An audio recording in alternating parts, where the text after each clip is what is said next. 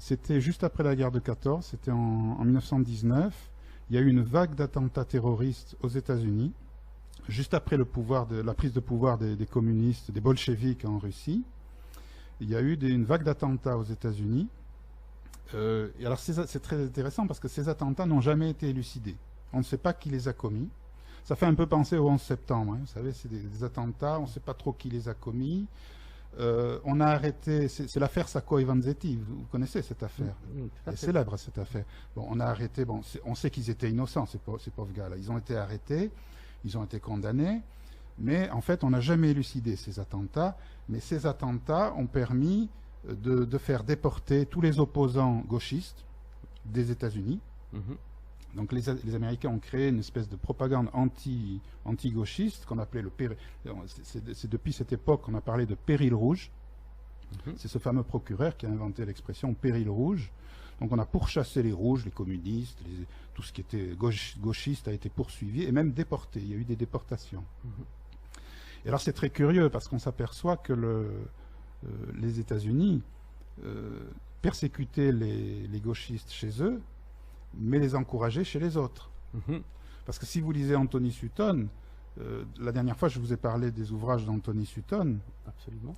Eh bien, Anthony Sutton a fait un livre sur la Wall Street et les bolcheviks. Et il a prouvé, alors il a prouvé document à l'appui, hein, il faut lire Anthony Sutton, hein, je répète encore pour les étudiants, lisez les ouvrages d'Anthony Sutton. Il explique très bien que donc les États-Unis ont financé la prise de pouvoir des bolcheviks. Il faut savoir que Trotsky était hébergé à New York avec toute sa famille avant de débarquer en Russie. Il a débarqué à Moscou avec un passeport américain signé par Wilson. Ça, il n'y a pas beaucoup de gens qui le savent. Oui, en effet. Et il a débarqué à Moscou en compagnie de banquiers américains.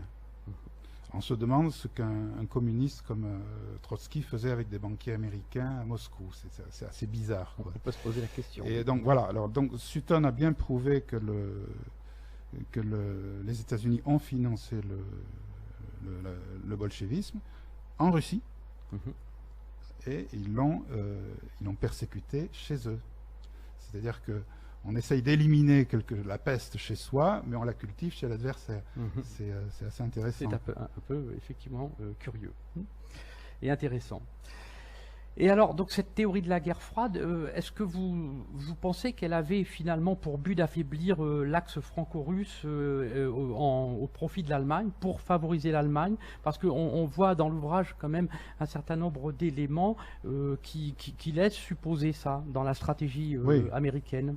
Alors oui, je vais reprendre ce que je viens de vous dire, c'est que donc les États-Unis ont financé les bolcheviks, les communistes en URSS, mais en même temps, enfin pas en même temps, mais un peu après, Anthony Sutton a écrit un autre ouvrage qu'il faut lire aussi, hein, c'est Wall Street et la prise de pouvoir des nazis et de Hitler.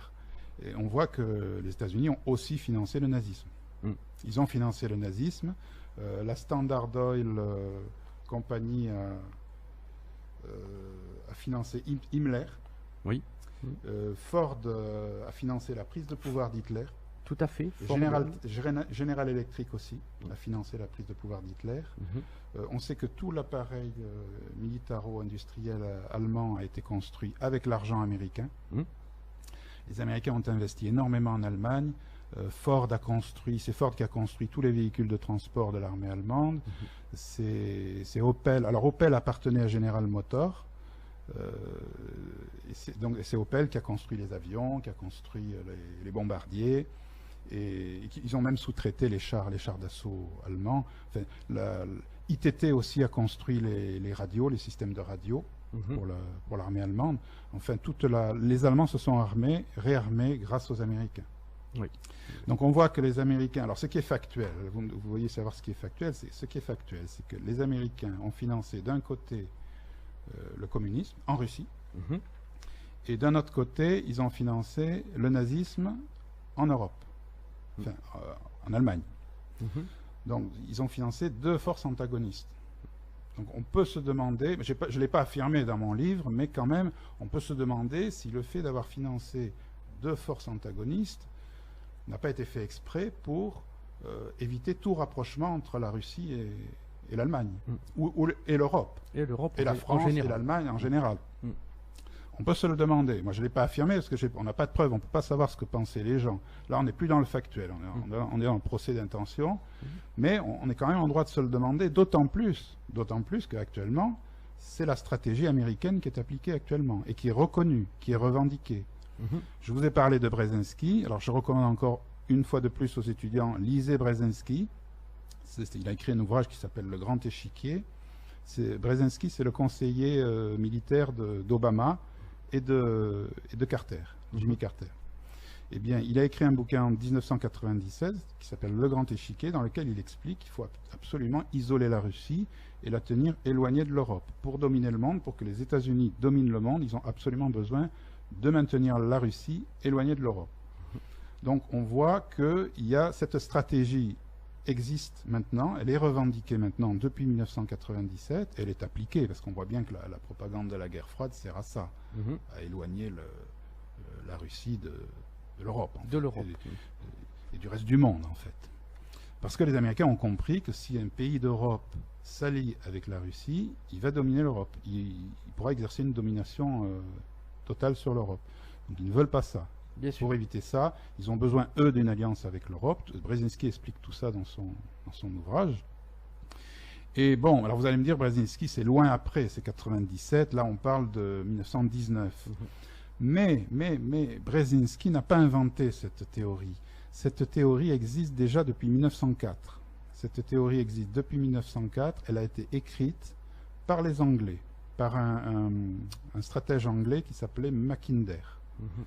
Il a écrit un ouvrage en 1904 dans lequel il explique que la Russie doit être absolument écartée, éloignée de la première puissance d'Europe qui était l'Allemagne à l'époque. À l'époque, c'était l'Allemagne. Après la guerre, c'est devenu la France. Donc, cette stratégie existait déjà, elle était déjà élaborée, écrite, connue chez les Anglais.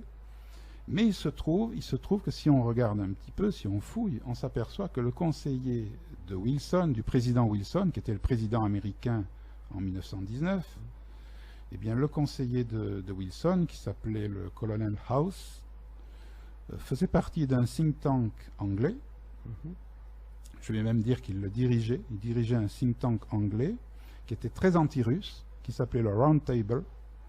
Alors, il ne faut pas confondre ce Round Table-là avec le Round Table de l'acte unique européen dont j'ai parlé la dernière fois. Ce n'est pas le même. Absolument. Bon, c'est un vieux think tank qui remonte au siècle dernier. Donc, le conseiller de Wilson faisait partie de ce think tank, lequel think tank anglais était très anti-russe et était financé par la banque JP Morgan, qui était une banque américaine.